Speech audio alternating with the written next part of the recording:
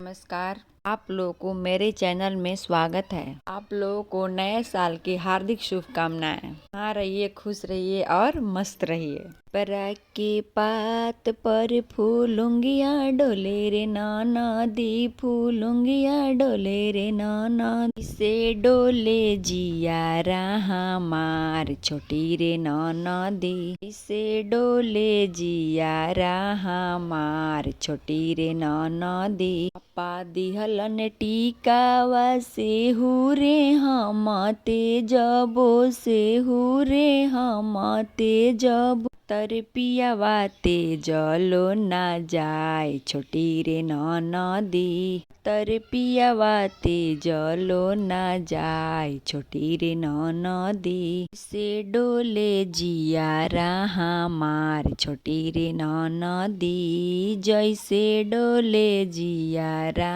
हमार रे ननदी। बच्चा दिहलन कंगना से हुरे हमते जबो, से हुरे हमते जबो, तर पियावा ते जलो ना जाए छोटी रे ननदी, तर पियावा ते जलो ना जाए छोटी रे ननदी। के पात पर फूलुंगियाँ डोले रे ननदी, फूलुंगियाँ डोले रे ननदी, से डोले जियारा हमार छोटी रे ननदी, से डोले जियारा हमार छोटी रे ननदी।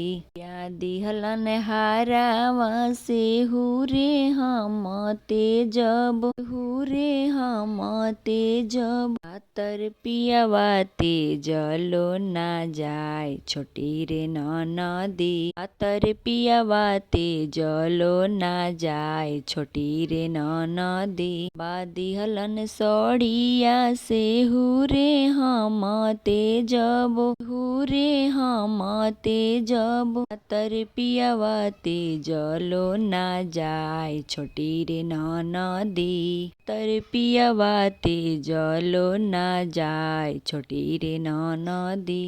के पात पर फूलुंगियाँ डोले रे ननदी, फूलुंगियाँ डोले रे ननदी, ऐसे डोले जियारा हमार छोटी रे ननदी, से डोले जियारा हमार छोटी रे ननदी। भी दिहली अंगूठी से हुरे हमते जबो, से हुरे हमते जबो, तर पियावा ते जलो ना जाए छोटी रे ननदी, पातर पियावा ते जलो ना जाए रे ननदी।